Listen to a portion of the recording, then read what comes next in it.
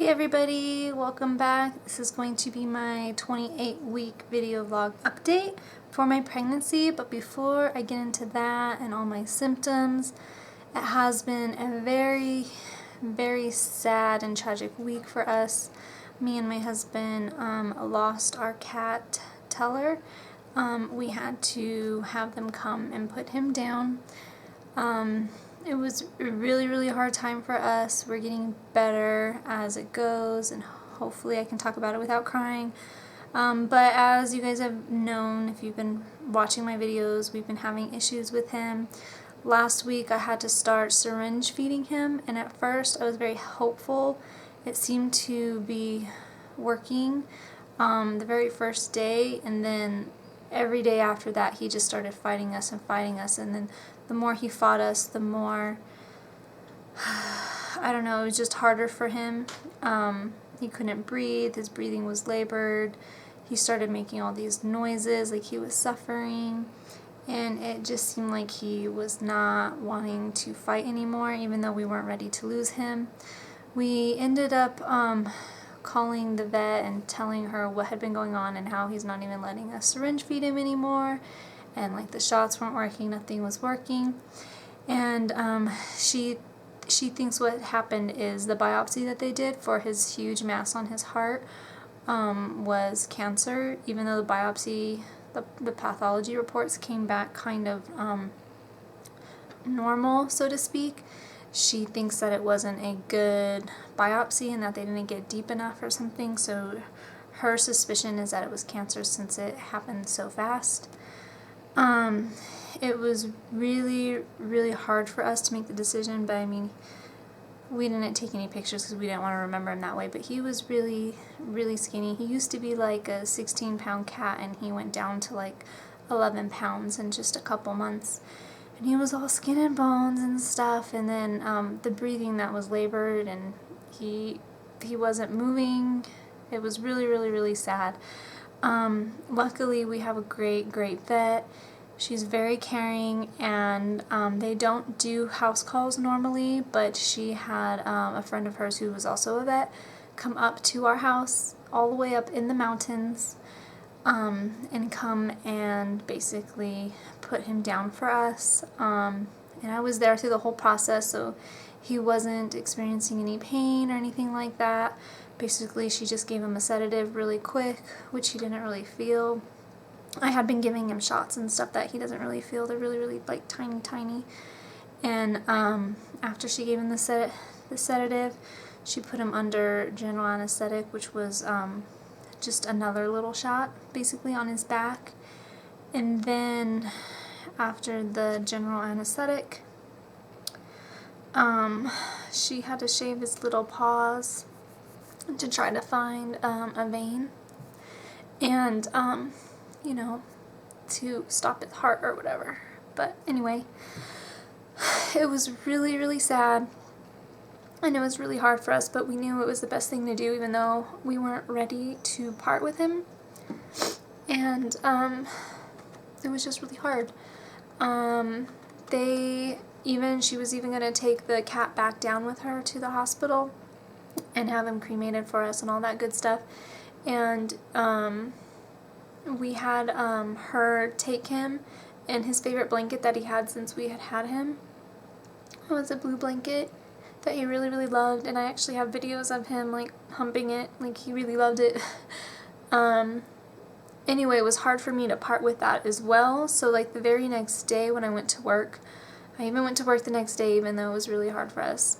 I went back to the vet and I got a piece of the blanket, and like it was a huge hassle because they were washing it because he had peed on it. So like they gave it to me all wet and stuff, and I cut a little piece of it out so I can still have that at home. So I do have a little piece of his blanket, and then when his ashes and stuff come in, they're gonna call us. But basically for 2 days straight, I'm not even kidding, me and my husband have been just sobbing. I have never cried that much in my life before. I've never felt that kind of loss before. I've had animals my whole life, but I don't know, this was different. He was only 9. He was about to turn 10. August 27th with his brother Penn and Teller. So yeah, it was really tragic. I was under a lot of stress for 2 days. It was literally nonstop crying. Couldn't stop. I even went to work though, and that was a nice distraction, but it was really hard. We are still recovering. We're getting better. It's just hard going downstairs because that's where he spent most of his time, and that's where all of his stuff was, like his bedding and stuff. So anyway, that's that. I can show you a little picture I have hanging on the wall right here. Basically, this is Teller.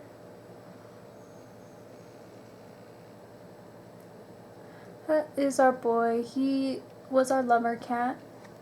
He loved to be petted the most, and he loved to cuddle the most. Our other ones didn't really like it. This is his brother Penn. And then our little one you see running in and out all the time behind me, Morg. So, I mean, it was just hard because he was so young. We were not expecting it. These cats are supposed to actually live longer. We were expecting them to live at least 16 years. So it just came out of nowhere, and we really weren't expecting it.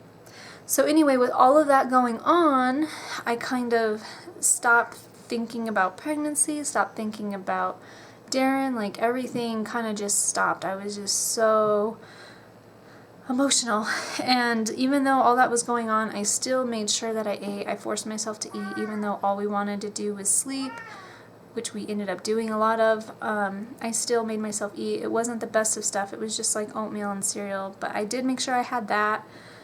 And then with all this stress that was happening, I started having some sharp pain kind of by my like left ovary area that would come and go, but it was really, really sharp. And it lasted pretty much all day. This was the day of us having to put him down. Before we put him down, when I was stressing about everything else, knowing that we probably had to do that. So I think it was just stress related. I did call my doctor and I told them what was going on. They actually wanted me to go to the ER, even though I wasn't having like spotting or anything. And I told them it was like my ovary. It didn't feel like my uterus or anything. And I did feel the baby move a little bit, but I wasn't paying attention because I was so sad. I just didn't notice. But every now and then I did feel a little something. So I know he was moving. So I wasn't that worried about it. And then the next day, it finally did go away. So I think it was just stress related. I don't know. I haven't had it since then. So symptom-wise, I had that pain. I'm still having the heartburn. The pelvic floor pain or whatever is back, where it's like way down there, and it's just like pains that come and go, and it just feels like stretching down there, but it's like shocking. You're like, whoa, oh, okay, it's going away. Like that's back again.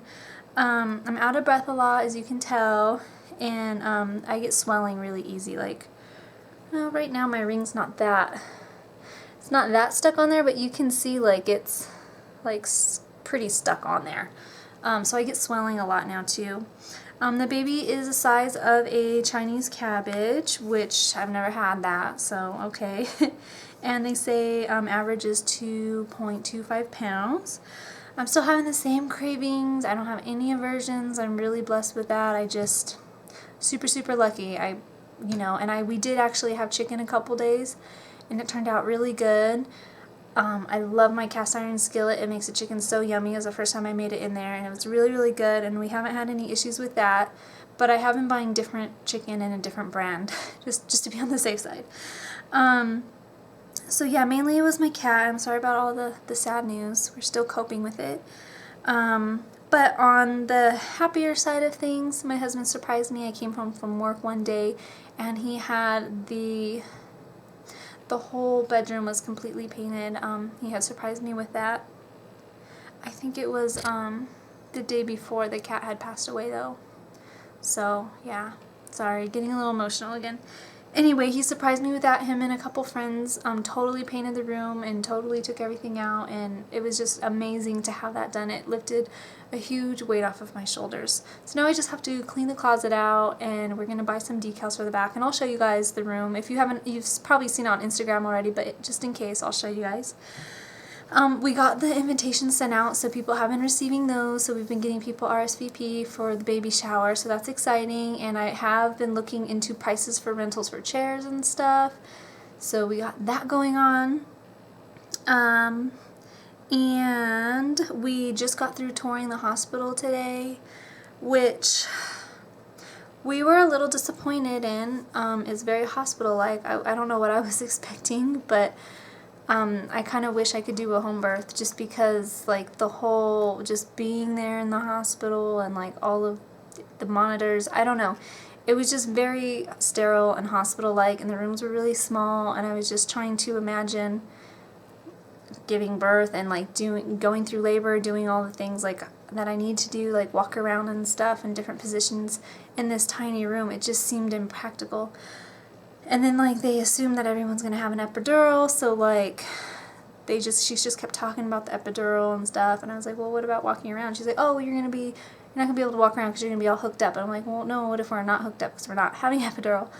Just stuff like that made me feel a little uneasy. But my doula said that the past 2 births that she gave at that hospital, which were recent, were both all natural, no drugs or anything like that. So that did make me feel a little bit better. And then like the chairs that the spouse sleeps in or whatever, they're just little recliners that look really uncomfortable instead of like pull out beds or anything. So like I feel really bad for my husband. He's sick. It's not like he's just a healthy guy just sleeping on a couch for a couple days or whatever. He has a lot of issues, and his comfort is something that I'm concerned about as well. So, I don't know, he wants to tour another hospital, but my doctor really only goes to 2 hospitals, so the other one is further away, and we're already going so far. So it's like, I kind of feel stuck, but I guess it could be worse, and it wasn't that bad. It was clean at least, and quiet and stuff. It was just, I don't know, very hospital. The only other thing I have to report on is we are done with our retaining wall, so we're getting like all these projects done, so that feels really good. I still just have a lot of other things to do. I still have to write my birth plan and get the closet ready, and now just work on, I think, the baby shower. I'll go ahead and show you guys my bump, and then I'll show you guys the room. Sorry, I'm trying to keep it together. It's very hard to talk about my cat when it's so soon that it had happened. We miss him dearly, and we were not ready for it. And it's weird going from 3 cats to 2 and only using 2 bowls, and you see his feeding dish, and they were our first little babies, and before we had kids, and we really didn't think we were going to have kids, we thought they were our kids, so we do spoil them. Okay, so anyway, here's my bump.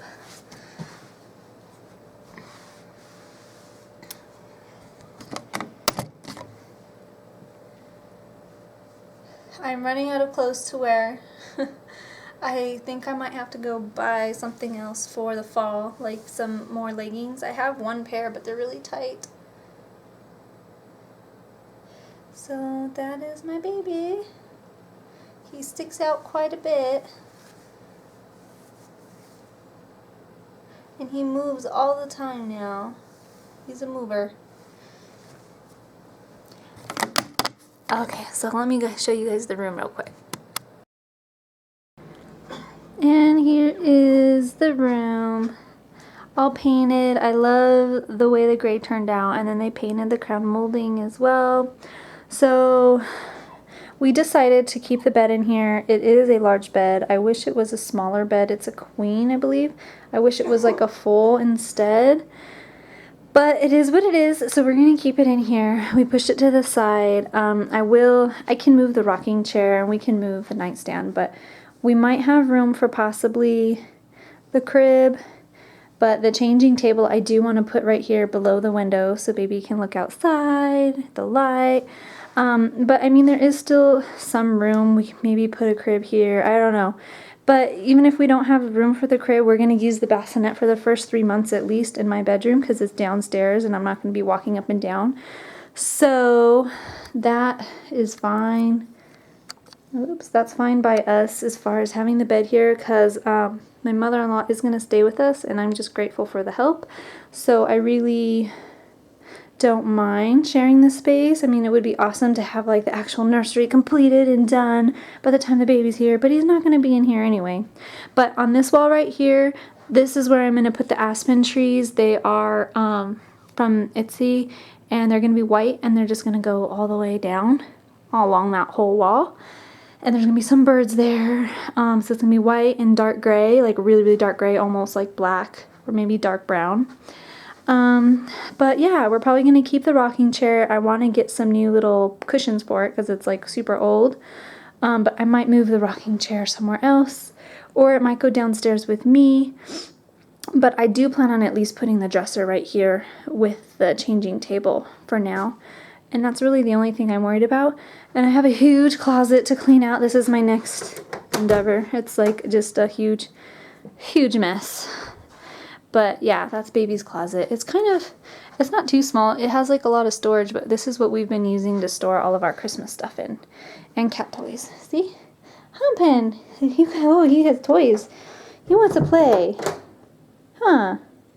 So, yeah. So that's it. Thank you guys for watching. Sorry it was a little bit sadder than usual, not upbeat. But yeah, if you guys have any questions or comments, just respond in the comments below. If you want to follow me on Instagram, I do have my Instagram attached as well. And I'll see you next week. Bye.